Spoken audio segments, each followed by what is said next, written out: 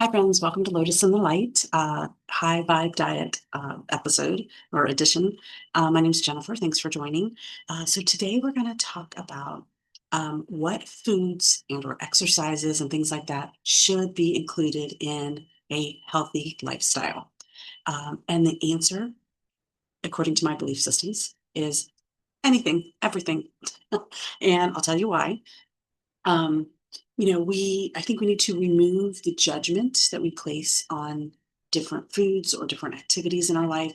And when we can remove the judgment from it, I think all of it has the potential to be good for us. Similarly, all of it has the potential to impact us negatively as well. So I don't think what it's made of is what determines whether it can benefit us or not. And we want to place these very permanent judgments on things. We want to say that this is either good or bad, and that it's always good or bad, and it's good or bad for me. If it's bad for me, it's bad for you, and it's bad for everybody, and it's bad now, and it's bad forever to the end of time, or good, right? And I don't think that that is truth. I'm not a doctor, I'm not a scientist, I'm not a nutritionist. I can't prove or disprove anything I'm about to tell you. Um, I've never read anything that suggests this um, or saw any videos or anything. So this is all what Spirit has led me to in the last year of my journey as I've kind of worked through some food addictions and just what I've discovered. And today, as I wasn't preparing, as I've told you guys before, but I'll repeat it for those that don't know. I don't pre-write anything for these videos outside of the very first video I ever did, where I kind of did an outline. And that's where Spirit convicted me to, we're not going to go that way. We are going to fly by the seat of our spiritual pants. But I was prompted to do this video shortly after my meditation this morning, and I didn't do it right away. Later, as I felt really tired. I decided to go take a rest. And as I laid down, I was immediately hit with um, a thought, and it was stop marinating your food in guilt and shame and start marinating it in love. And I thought that perfectly summarized what my belief system is about food today. That I was just articulating that we need to remove the judgment and judgment. When we are marinating food in guilt and shame, that's pretty judgy, right?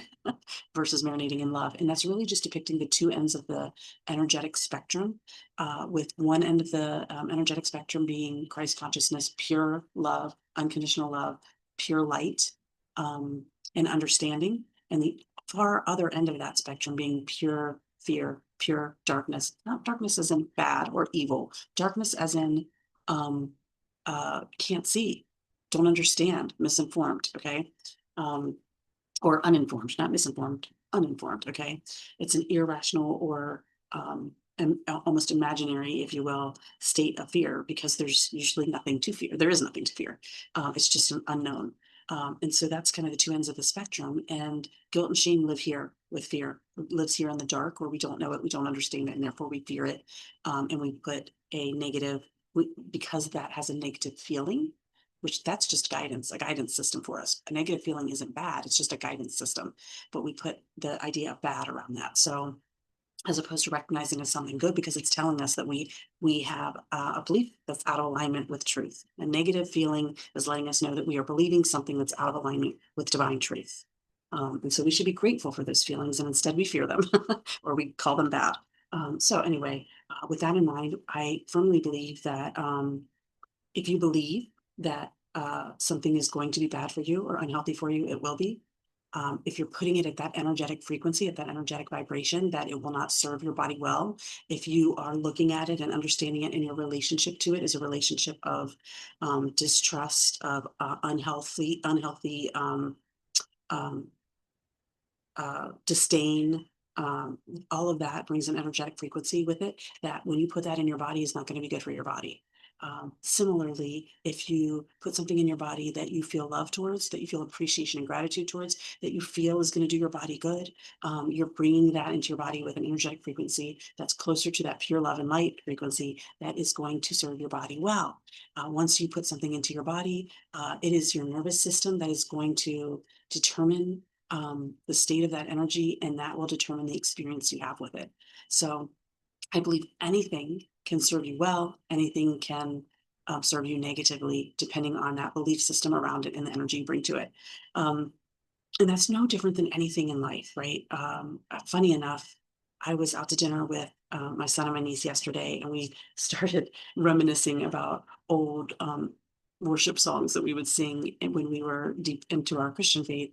And, some of those like couple decades old songs, and we were just kind of like remembering them and chuckling. And I was saying how recently some of my old Christian music was coming up in some of my playlists in my Apple Music. And some of them I could enjoy. Like I listened to it, I'm like, yeah, I that still fits my belief system. I can still get behind that. And then some of them, even though I loved the music of them, the lyrics, I was like, ugh, I can't even enjoy this anymore. Like it sat so heavy. It was like so icky. I felt chained. Yeah, it did not feel good. Um, and it's funny because nothing about the music changed. It was the same song, same artist, same music, same lyrics. However, I did not have the same relationship to it. Those lyrics now brought a different energetic vibration because I was no longer a vibrational match. And that changed my relationship to that music. And it no longer served me well. It no longer brought me joy, no longer brought me peace. It no longer brought me comfort. Now it brought me, again, a heaviness, a feeling of this isn't aligned with my truth. And so I removed it from my playlist. It was no longer serving me well. Um, and I think that's the way it goes with anything in life. Sometimes that happens in our relationships and we want to judge it sometimes, right? We want to say, oh, that's a bad song. Or, oh, we used to be best friends, but now, all of a sudden you're not vibing with them. They're just not your vibe anymore. And you think they've done something wrong or they've changed or they're not the same person anymore. And we want to put a negative connotation on that because we have a negative feeling um, about that changing relationship. And what that negative feeling, it could be many things, but it could just be that you're now grieving the loss of something that was precious to you that doesn't feel good anymore. And there's a grief process that comes along with the loss of that relationship. But it's not something that's negative in the sense of we don't need to look at it as they're now bad, right? It's the idea that we're all energy in motion. We're an energy is a current, right? And so we're growing and moving and changing over here, and those close to us are doing the same. And sometimes we're doing it together in unison, and that creates a longevity in that relationship. And sometimes we start moving in different directions, and it doesn't mean that we can't still respect them, love them, be friends with them, but it might mean that we need to that we might need to shift our energy, attention, time towards other relationships that are a better vibrational match for us. And it's the same with food. If food is bringing you guilt and shame and negative feelings, then don't put it in your body. But I also would say if food is bringing you guilt and shame, that's spirit's way of telling you that negative feeling is spirit's way of telling you that you are out of alignment with divine truth, with what your soul knows to be true. And if you want to start uncovering the truth about it and you're ready to do that work, do it, and see what you discover. What I've discovered is that no food needs to bring guilt or shame. That is a system of belief that is to me not rooted in truth. Belief doesn't equal truth. So we have to figure out what really is true for us. Okay, so I'll leave it right there. Should we close with card? Maybe. Let's close with a Sacred Rebels card.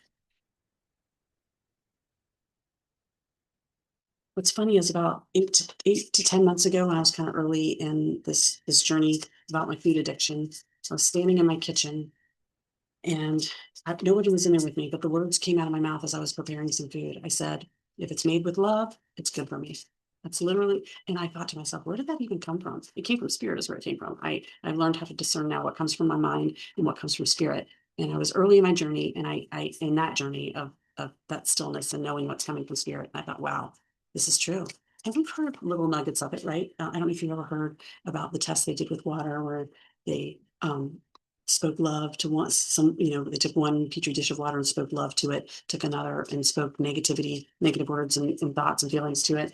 And and what happened at a cellular level to them. One flourished, one grew. We know, sadly, that in the past they've done those tests on humans, on children, where they've neglected one and loved another. And what's loved flourishes. So love your food. Give gratitude to your food. Tell your water, thank you for nourishing my body. Tell the chocolate cake, thank you for bringing me pleasure in this moment. Thank you. And I do believe that goes a long way. Okay, is someone messaging here for us, or am I shuffling this? Oh, we got one. We got one. Listening for truth. I love this. Listening for truth. It's a 36. Breaks down to the knot to a 9, which means you're finishing up a cycle of belief, of truth, and tiptoeing towards a new cycle of belief, um, of truth. Let's see what it has to say here. Truth speaks to us constantly, but not always in words. It may communicate through a feeling that is hard to put into words, but brings an inexplicable sense of peace, trust, and the knowledge that somehow everything's going to work out perfectly, even if there's little evidence of how it's all going to happen. You're being asked to listen for the truths beneath the words, rather than the superficial message or the words themselves. This is especially true for the communications of those around you, the press, newspapers, and mass media. You will begin to hear fear in the words and actions of those around you, even as they preach love. Listen deeper, listen for truth. I think this is meaningful because, again, coming into the new year, we're going to be bombarded with ads for the latest diets, the latest remedies for weight loss, the latest exercise programs or gyms. And let me say, none of those are bad, okay? If something truly resonates for you and it feels like the right choice for you, please choose it. I'm not saying that my way is the way. My way is a way, okay? And I'm just telling you what's true for me. And for those that this resonates for, great. And if one of these other ways resonates better for you, also great. There's no wrong choice here, okay? But this is where it's just saying, listen deeper, listen for the truth. And that truth might be different for you than it is for me. This oracle comes with a message of truth for you. You are hearing something that is not being said, and what you are hearing is truthful. You may feel as though you are the only one that is really ready to hear it or see it. Perhaps you've been working in a situation or loving in a relationship where truth is consistently denied. We live in a world where truth is frequently avoided out of fear of what it might reveal. At the basis of such actions, consciously or not, is a deep sense of unhealed, toxic shame. If you or someone else is fearful that the truth will expose rather than free and heal, then some personal healing is required. It is time for letting go of old wounds in favor of a greater sense of self love and acceptance. You're being asked to love yourself enough to honor the truth, even if you feel you're the only one doing so. Sacred rebels need truth like lungs need oxygen. Truth keeps the energy of life flowing through the rebellious heart. Lies dampen the spirit of the sacred rebel. Even if those with less awakened hearts fear the truth, you must not turn away from it. Don't resent this state of affairs. Perhaps your job is to show that truth can be witnessed even when many may want to hide from it. So that's a little bit, I'm just going to stop there. That's a little bit of what I'm trying to do is reveal to you my truth. Listen, like I said, I can't scientifically prove anything I'm saying. And if I'm being honest, I'm not my highest weight I've ever been. But that's because the journey for me, not the highest weight, but close to the highest weight. But that's because this journey for me over this past year has shown me that what I need in here isn't actually about shedding pounds.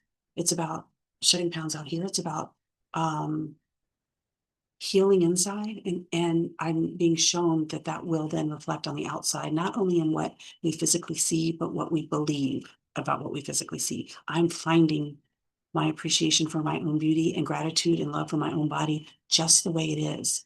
And if pounds shed, wonderful. And if they don't, wonderful. And that is a freeing way to feel. Okay, I'll leave it right there. I love you all. Peace. Peace out. Have a wonderful week.